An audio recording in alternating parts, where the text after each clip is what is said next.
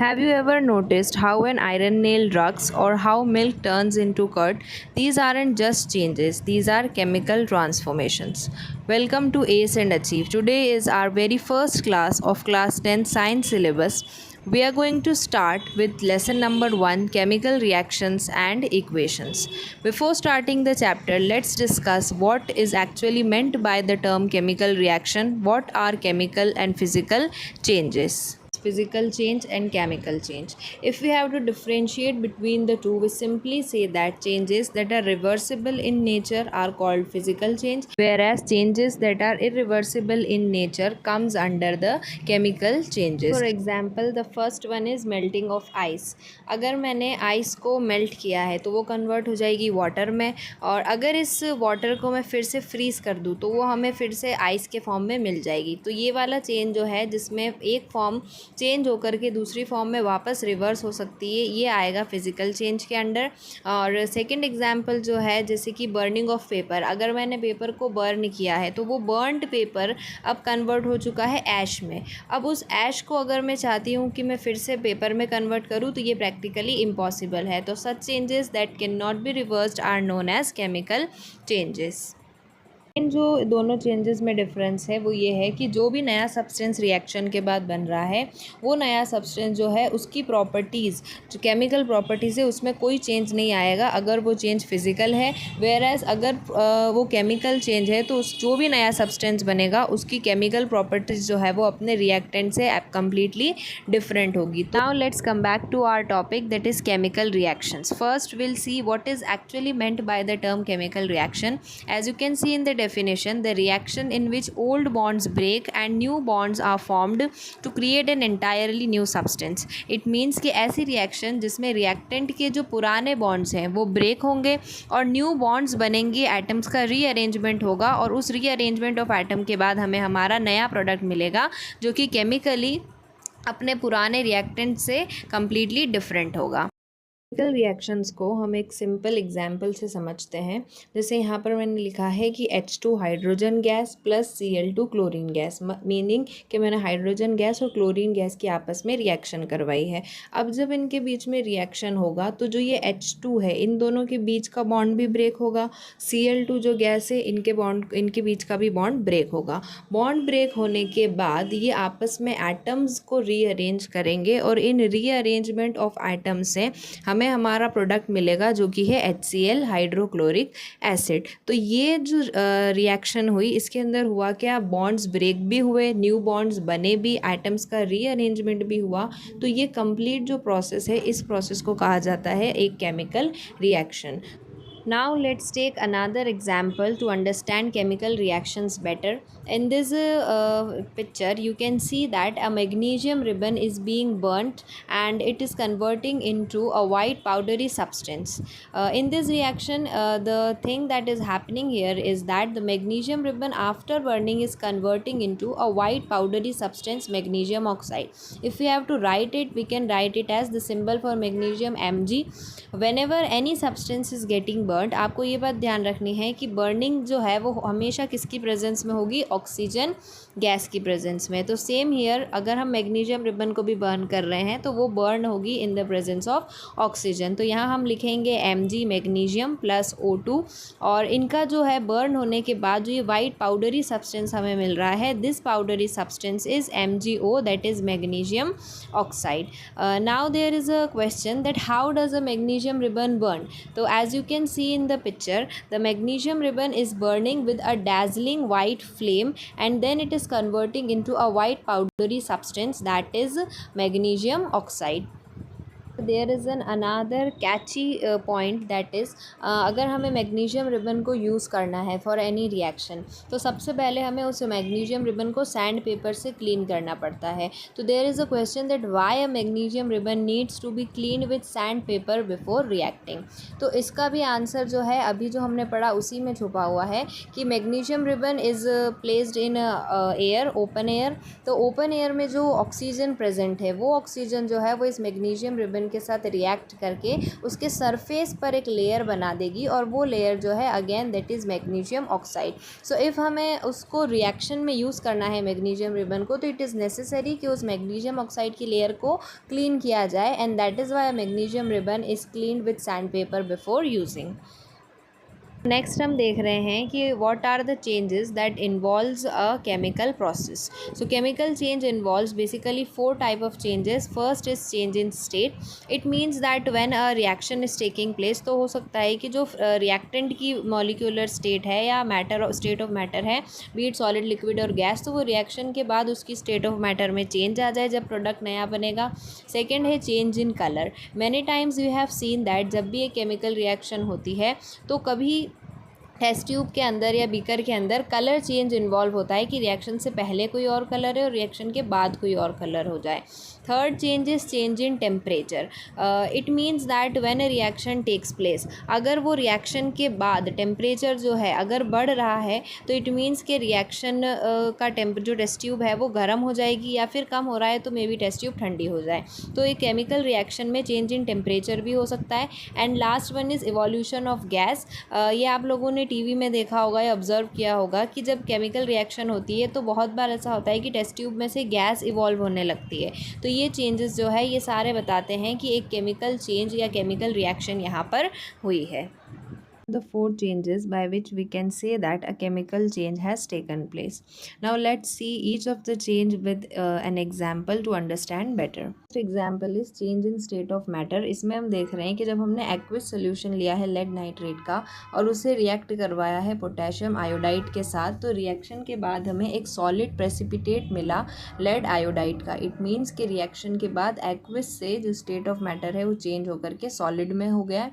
Second example है change in colour. जब blue copper sulphate के सोल्यूशन में हमने आयरन की नेल डाली तो जो कॉपर सोल्यूशन का जो ब्लू कलर था वो फेड होकर के और ग्रीनिश कलर आ गया उसके अंदर because of the formation of iron sulphate. Third one is change in temperature and evolution of gas. जैसे कि इस एग्जाम्पल में आप देख रहे हैं कि अगर केमिकल रिएक्शन हो रही है तो गैस भी इवॉल्व हो रही है या फिर टेम्परेचर में भी चेंजेस हो रहे हैं। Next topic is chemical equation. क्या नीड है एक केमिकल इक्वेशन लिखने की? तो जैसे कि नेचर में बहुत सारी केमिकल रिएक्शन हो रही है, let's say for example milk is turning into curd, ये भी एक केमिकल रिएक्शन का ही एग्जांपल है। But it is not necessary कि हमें हर एक रिएक्शन को वर्ड्स की फॉर्म में लिखा जाए, बिकॉज साइंस ने हमें कुछ सिम्बल्स दिए हैं, फॉर्मूलेज दिए हैं, उनका यूज़ करके हम जो भी केमिकल रिएक्शन की बात कर रहे हैं उन्हें एक इक्वेशन के फॉर्म में लिख सकते हैं। केमिकल रिएक्शन एटलीस्ट आपको 20 तक एलिमेंट्स के सिंबल्स और फार्मूलेज लर्न होने चाहिए, जो मैं आपको यहाँ पर अटैच करके दे दूँगी इसी स्लाइड में। हमने जो लास्ट एग्जांपल देखा था कि मैग्नीशियम प्लस ऑक्सीजन, तो we have written it as Mg plus O2 arrow MgO। तो इसी तरीके से हम सभी केमिकल रिएक्शंस को एक इक्वेशन की फॉर्म में लिख सकते हैं by using various symbols. Now हम देखते हैं कि केमिकल रिएक्शन में क्या क्या पार्ट होते हैं। जो एरो है उसकी राइट हैंड साइड पर जो भी चीज़ें प्रेजेंट होगी, जो भी चीज़ें होगी उन्हें हम कहेंगे प्रोडक्ट्स, और एरो के लेफ्ट हैंड साइड पर जो भी प्रेजेंट होगा उन्हें हम कहेंगे reactants. That reactants combine to form products. Next example हम देख रहे हैं example of copper sulphate and iron nail. इसमें भी अभी हमने देखा था कि कॉपर सल्फेट का जो सोल्यूशन है that is originally blue in colour, और जब हम इसके अंदर आयरन की नेल को डिप करते हैं तो थोड़ी देर बाद हम ये देखते हैं कि ये कॉपर सल्फेट का जो ब्लू कलर है वो फेड हो जाता है और that converts into greenish colour. So we don't need to write it as a statement that if you place copper sulphate solution and then add iron nail to it. No, हमारे पास जो symbols हैं हम उसका use करेंगे। CuSO4 that is formula for copper sulphate, Fe is the symbol for iron. ये दोनों जब रिएक्ट करेंगे तो प्रोडक्ट साइड पर हमें मिलेगा FeSO4 that is iron sulphate and copper. तो ये एक तरीका है जिससे हम केमिकल इक्वेशंस को लिख सकते हैं। Let's come back to our reaction to our chemical equation that is of burning of magnesium. यहाँ हम देख रहे हैं कि number of atoms of magnesium is 1 in the reactant side and oxygen is 2 in the reactant side, and on the product hand side number of atoms is magnesium 1 and oxygen 1. तो कहाँ गया ये second atom of oxygen? क्या ये possible है कि reaction के बाद number of atoms जो है वो कम हो जाए? तो ये practically impossible है, because in class 9th हमने एक लॉ पढ़ा था, that is law of conservation of mass. और ये लॉ ये कहता था कि मास can neither be created nor be destroyed in a chemical reaction. It means कि जितने एटम्स किसी भी एलिमेंट के बिफोर द रिएक्शन प्रेजेंट होंगे, उतने ही एटम्स जो है वो आफ्टर द रिएक्शन भी प्रेजेंट होने चाहिए। तो यहाँ पर हमारा जो लेसन का नेक्स्ट पार्ट है, that is balancing of chemical equation, वो आता है कि अब हमने केमिकल इक्वेशन लिख ली, लेकिन now we need to balance the chemical equation in order to obey the law of conservation of मास।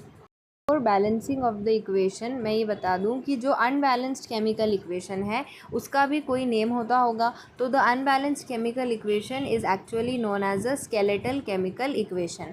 इसके नंबर ऑफ एटम्स जो है वो अभी दोनों तरफ बैलेंस्ड नहीं है, स्केलेटल केमिकल इक्वेशन है। और इसी स्केलेटल केमिकल इक्वेशन को बैलेंस करके हम एक बैलेंस्ड केमिकल इक्वेशन बनाते हैं। So if you have to define a balanced chemical equation, तो it can be defined as the equation in which number of atoms of all the elements is equal on both the sides, that is on the reactant and the product hand side. Let's start the balancing part of the equation with our very easy example, that is magnesium plus oxygen arrow magnesium oxide. तो कोई भी equation को balance करने के पहले जो सबसे पहली स्टेप है वो ये है कि हमें हर एक एलिमेंट या कंपाउंड जो भी रिएक्शन में गिवन है, उस एलिमेंट या कंपाउंड के बाहर हमें एक स्क्वायर बॉक्स बना देना है। और इस स्क्वायर बॉक्स का बहुत सिग्निफिकेंस है, वो अभी मैं आगे जब हम बैलेंस करेंगे तो आपको बताऊँगी। लेकिन फर्स्ट स्टेप जो है वो हमें बॉक्सेस बना देने हर एक अलग अलग एलिमेंट या कंपाउंड के आगे।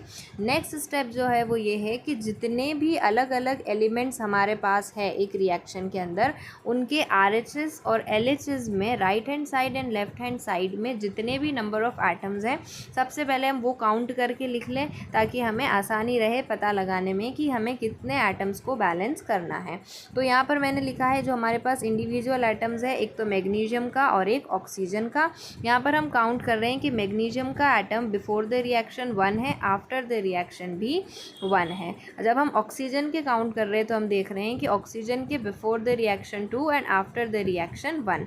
इट मीन्स कि हमें जिस एटम को बैलेंस करना है वो है ऑक्सीजन। ऑक्सीजन के यहाँ पर हम देख रहे हैं कि जहाँ कम है वहाँ हमें बढ़ाने पड़ते हैं। जब हम ज़्यादा को कम नहीं कर सकते, हम कम को ज़्यादा कर सकते हैं by multiplying it with any number. तो यहाँ पर हम देख रहे हैं कि RHS में 1 है, अब मुझे 1 को 2 करना है, तो मैं 1 को 2 से मल्टीप्लाई करके और ऑक्सीजन के एटम जो है RHS पर 2 कर दूँगी। अब यहाँ मिस्टेक ये होती है कि बच्चे जो है यहाँ पर ऑक्सीजन को इस ऑक्सीजन के नीचे 2 ऐड कर देते हैं और वो कम्प्लीटली रॉन्ग हो जाता है। जो भी न्यू नंबर ऐड होगा वो हमेशा पूरे एलिमेंट या कंपाउंड के बाहर ऐड होगा। और इसीलिए हमने ये स्क्वायर बॉक्स बनाए थे कि अब जब हमें ये 2 ऐड करना है तो ये 2 हम कहाँ लिखेंगे, कंप्लीट मैग्नीशियम ऑक्साइड के बाहर। तो यहाँ पर हम देख रहे हैं कि ऑक्सीजन जो है वो 2 हो गई, लेकिन इस 2 को ऐड करने की वजह से ये 2 पूरे मैग्नीशियम ऑक्साइड के बाहर ऐड हुआ है। इट मीन्स कि मैग्नीशियम के एटम जो है अब राइट हैंड साइड पर हो गए हैं 2, जबकि लेफ्ट हैंड साइड पर अभी भी है ओनली 1। तो अब हमें इस मैग्नीशियम के एटम को बैलेंस करना है, तो हम क्या करेंगे कि LHS पर जहाँ कम है वहाँ पर भी मैग्नीशियम के आगे 2 लगा देंगे। अब हम पूरी बैलेंस इक्वेशन को एक बार देख लेते हैं। मैग्नीशियम के 2 एटम बिफोर द रिएक्शन है, आफ्टर द रिएक्शन भी 2 है, ऑक्सीजन के भी 2 है और आफ्टर द रिएक्शन भी 2 है। इट मीन्स कि अब हमारी ये जो इक्वेशन है वो कम्प्लीटली बैलेंस्ड फॉर्म में आ चुकी है। Example of balancing the equation का है जहाँ आयरन जो है वो वाटर के साथ रिएक्ट कर रहा है और बना रहा है iron oxide and H2 gas. यहाँ पर भी हमें अगर बैलेंसिंग करनी है तो सबसे पहले हम एटम्स देख रहे हैं कि बिफोर द रिएक्शन जो Fe है उसके नंबर ऑफ एटम्स जो है वो है 1 और आफ्टर द रिएक्शन है 3। Next hydrogen 2 before the reaction और आफ्टर द रिएक्शन भी हाइड्रोजन के एटम जो है वो 2 है। ऑक्सीजन का है 1 और ऑक्सीजन का रिएक्शन के बाद हो रहे हैं 4। तो जो याद रखना है कि हमें जिसे भी बैलेंस करना होता है एक इक्वेशन में, तो सबसे पहले हम बैलेंस करते हैं मेटल्स को, मेटल्स के बाद हम देखते हैं नॉन मेटल्स को और उसके बाद हम बैलेंस करते हैं ऑक्सीजन एंड हाइड्रोजन एटम्स को। तो इस रिएक्शन में हम देख रहे हैं कि मेटल जो है वो हमारे पास क्या है, आयरन। तो हम पहले जैसे लास्ट एग्जाम्पल में लिखा था सारे एलिमेंट्स लिख लेंगे, दैट इज़ इस रिएक्शन में आयरन है, हाइड्रोजन है और ऑक्सीजन है। तो हम सारे एलिमेंट्स लिख रहे हैं Fe, H एंड O। उसके बाद हम क्या करेंगे, दोनों तरफ RHS एंड LHS पर इनके पहले एटम्स को काउंट करके और लिख लेंगे। तो LHS एंड RHS साइड पर जब हम काउंट कर रहे हैं तो हम देख रहे हैं आयरन का 1 है और यहाँ राइट साइड पर 3 है। ऑक्सीजन जो है वो 1 है और राइट हैंड साइड पर 4 नज़र आ रहे हैं। हाइड्रोजन जो है वो अभी हमें बैलेंस ही नज़र आ रहा है, दोनों तरफ 2 है। तो जैसे कि मैंने कहा, सबसे पहले हमें मेटल्स को बैलेंस करना है और उसके भी पहले हमें क्या करना है कि सभी एलिमेंट और कंपाउंड के आगे हमें स्क्वायर बॉक्स लगा देने हैं ताकि नंबर्स जो है लगाने में हमारी तरफ से कोई भी मिस्टेक ना हो। तो सबसे पहले मैं यहाँ देख रही हूँ कि आयरन जो है, जो हमारा मेटल है, उसे मुझे बैलेंस करना है और उसका जो नंबर है वो लेफ़्ट हैंड साइड पर कम है, रिएक्टेंट साइड पर कम है। तो मैं क्या करूँगी, इस 1 को 3 से मल्टीप्लाई करके और आयरन का जो है वो नंबर दोनों तरफ 3 कर दूँगी। इसका मतलब कि मैं आयरन के आगे 3 लगा देती हूँ। तो यहाँ पर मेरा आयरन जो है वो बैलेंस हो गया। नेक्स्ट जो है मेरा एलिमेंट वो है ऑक्सीजन, वो भी LHS साइड पर ही कम है, 1 है। तो मैं इस 1 को क्या करूँगी, 4 बनाने के लिए 1 को 4 से मल्टीप्लाई कर दूँगी ताकि ऑक्सीजन भी दोनों तरफ 4 होकर के बैलेंस हो जाए। अब ये 4 मैं कहाँ ऐड करूँगी, पूरे जो H2O है उस मॉलिक्यूल के बाहर ऐड करना है। तो 4 मैंने यहाँ पर बाहर लगा दिया। ओके नाउ अभी 4 लगाने की वजह से क्या हुआ कि जो H2O है, इस पूरे मॉलिक्यूल का जो नंबर है वो इंक्रीज़ हो गया। तो यहाँ पर मैं देख रही हूँ कि H2O के मॉलिक्यूल का नंबर जो है वो 4 2 8 हो गया। हाइड्रोजन जो है उसका नंबर कितना हो गया, 4 2 8। यहाँ पर बच्चे मिस्टेक करते हैं कि 4 + 2 6 कर देते हैं, ये इसे ऐड नहीं करना होता, इन दोनों को हमेशा मल्टीप्लाई करते हैं। तो यहाँ पर 4 लगाने की वजह से 4 2 8 नंबर हो गए हाइड्रोजन के। अब इस 8 को मुझे क्या करना है, दोनों तरफ बैलेंस करने के लिए, क्योंकि LHS पर 8 हो गया है तो RHS पर भी मुझे 8 करना पड़ेगा। तो सिमिलरली मैं 2 को क्या करूँगी, 4 से मल्टीप्लाई कर दूँगी ताकि 2 4 8 जो LHS पर हुआ है वही चीज़ राइट साइड पर भी हो जाए। तो इसलिए मैंने राइट हैंड साइड पर भी जो है H2 जो हमारा था उसके आगे मैंने 4 लगा दिया। तो अब इस रिएक्शन को अगर मैं देख रही हूँ तो मुझे दिख रहा है कि सारे के सारे एलिमेंट्स जो है वो कंप्लीटली बैलेंस्ड हो गए हैं, B it Fe, B it hydrogen और बी इट ऑक्सीजन, सभी जो है अपने इक्वल नंबर जो है दोनों साइड आ चुके हैं। मतलब ये रिएक्शन हमारी बैलेंस हो गई है। तो इस रिएक्शन को मैं फाइनली लिख देती हूँ। जो बैलेंस केमिकल इक्वेशन है 3Fe + 4H2O arrow Fe3O4 + 4H2। तो ये थी हमारी केमिकल इक्वेशन का, बैलेंसिंग ऑफ केमिकल इक्वेशन का सेकेंड एग्जाम्पल। आपने कितना इजीली हमने इक्वेशन को बैलेंस कर लिया। अब मैं नेक्स्ट होमवर्क क्वेश्चंस 2 आपको दे रही हूँ और इसको आपको बैलेंस करके इनका आंसर कमेंट सेक्शन में मुझे देना है और इन क्वेश्चंस को हम नेक्स्ट वीडियो में डिस्कस भी करेंगे। ध्यान रखिएगा बच्चों कि जो बैलेंसिंग ऑफ केमिकल इक्वेशन है इसका डायरेक्टली या इनडायरेक्टली कोई ना कोई क्वेश्चन आपको हमेशा क्वेश्चन पेपर में देखने को मिलेगा। तो अच्छे से इन क्वेश्चंस की प्रैक्टिस करिएगा और ये होमवर्क क्वेश्चन जो है इन्हें नोट डाउन कर लीजिएगा। 2 रिकैपिचुलेटिव क्वेश्चंस मैं आपको दे रही हूँ जो आपकी आज की वीडियो पर बेस्ड है। इन क्वेश्चंस के आंसर भी आप मुझे कमेंट सेक्शन में दीजिए। I hope you like today's session. ऐसे ही हम रोज़ वीडियो के ज़रिए क्लास 10th का जो साइंस का सिलेबस है उसे कवर करेंगे। Let's grow together, learn together and achieve together. Don't forget to like, share and subscribe to the channel. Thank you very much for watching the video.